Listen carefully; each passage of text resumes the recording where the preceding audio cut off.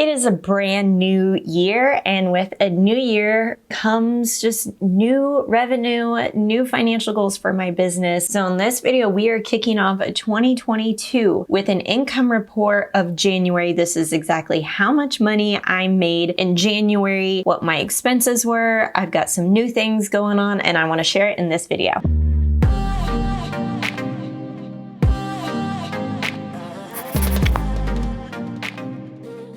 Hey, what's up guys? It's Justine with Debt Free Millennials, the channel to help you crush your debt and live payment free. I have been running my business since 2017. So what is that? 3, 4, 5?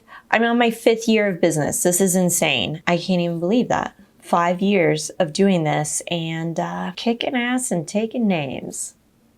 Just kidding. Okay, let's go ahead and get into the income report. I think this is going to be a super fun year. All right, so first things first is freelancing. As you guys know, this is one of my biggest revenue streams, is where I get to create content for other clients. And it's one of my favorite things to do because I feel like it really sparks my creativity. So freelancing brought in $5,500 this month. Sponsorships is a new venture for me.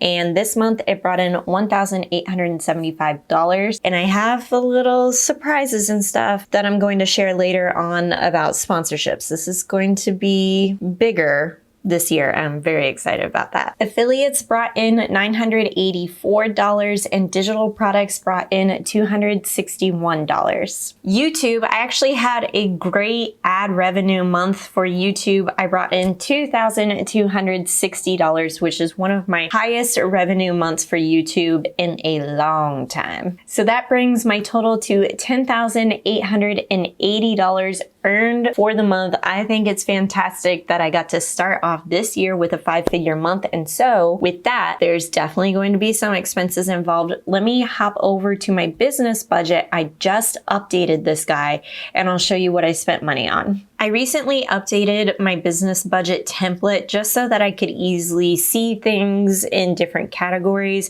This is kind of a similar format to what I use for my personal budget, except obviously different things. So I ended up breaking up my budget into subscriptions, office stuff, labor and contractors, and then future, kind of what I'm saving for in my business. So you'll see I actually have a lot of different subscriptions. Some of these are monthly, like G Suite, Photoshop and InDesign, ConvertKit, Deadline Funnel. And then the rest of these, like Envato Elements, Canva, Calendly, all of those are yearly subscriptions. And I actually just realized this. Wow, Justine, the person who always pays attention to their budgets. But I was paying $33 per month for Envato. And I saw that you could purchase an annual subscription for $200. So I was way overpaying for the subscription. So I went ahead and purchased the annual, and now it's going to be $14 a month that I will be setting aside in my business budget to pay for that subscription. And then you'll see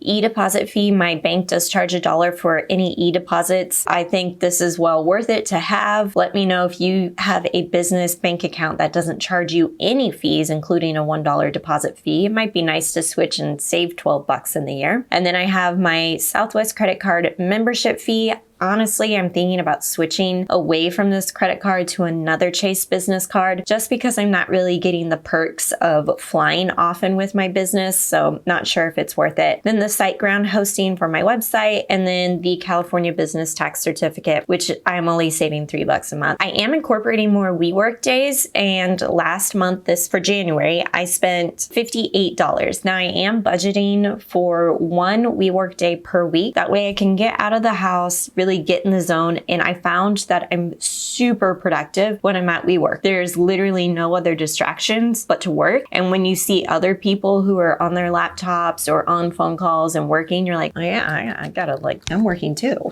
It's motivating. And then I spent some money on meals and entertainment as I was working out of the office. Labor and contractors, this is going to be a bigger piece of my expenses now because I have a video editing team that is incredibly talented talented and edits my videos. And then I also have somebody who does my thumbnails, and then also hiring on a graphic designer to help me with some one-off projects. So I have a feeling graphic design is going to be integrated a bit more often as I'm starting new projects and then updating existing things. And then my future category, I really saved that because I want to set money aside for client gifts. I love giving client gifts for Christmas. Anytime I feel like I am just having a really good working relationship with somebody, I want to thank them for their business. And so I want to set money aside for that. So $20 per month. Travel and conferences really just boils down setting aside money for FinCon, which is the annual personal finance conference that I attend. I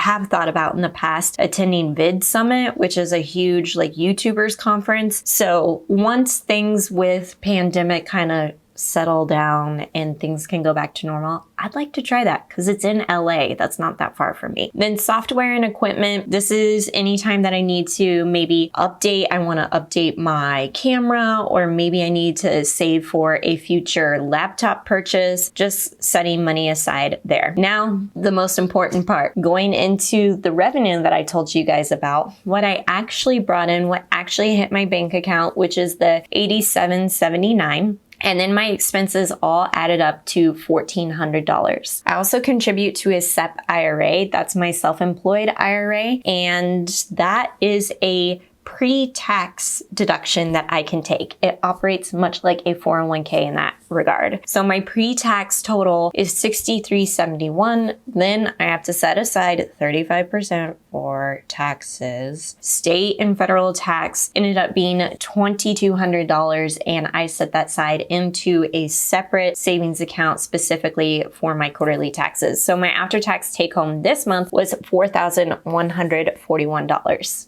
All right, now let's go over my wins. Something I already mentioned is I've been feeling super productive at WeWork, so I feel like the $29 per day co-working booking fee that I pay is well worth it because I'm just so productive there and it gets me out of the house so I'm not hearing my daughter while she's with the nanny. It just works. Also, I put out my first feeler, legit feeler, for this corporate financial wellness program that I'm putting together. I'm kind of dubbing it the Money Masterclass. I feel like that's probably been used, so I'm trying to come up with a name, but I know I shouldn't focus so much on the name, but focus more on what I'm delivering. So this client already got back to me, potential clients, so I feel like I'm starting the conversation. And then also I'm working with my graphic designer on developing a PDF handout and a landing page to send over to potential clients and tell them this is a resource where you can find more information of how I'm teaching these personal finance wellness classes to your employees. So fingers crossed. I'm sharing it here because I want you to hold me accountable. This is something that I've thought about for years, that my husband has thought about for me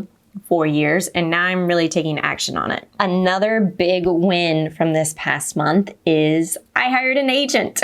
That feels so weird to say, but I hired an agent who is helping me with contracts for different and various brand sponsorships, brand campaigns where I'm working with companies and kind of working as, I hate to call myself an influencer because I'm like, no, I'm a content creator, and also sharing resources and tools, products and services that you might benefit from. And so partnering with brands and really getting somebody who's experienced with looking over contracts and working with content creators is, I think, going to be a game changer. So that leads me into my obstacle, which is I made a lot of mistakes in my first sponsorship deals. I can't go into specifics, but let's just say I did not know what the hell I was doing. So now that I have somebody in my corner who's going to advocate for me and really create a win-win relationship between what I'm producing and what new companies are getting, their benefits, I think is just going to make this new working relationship with future contracts going to be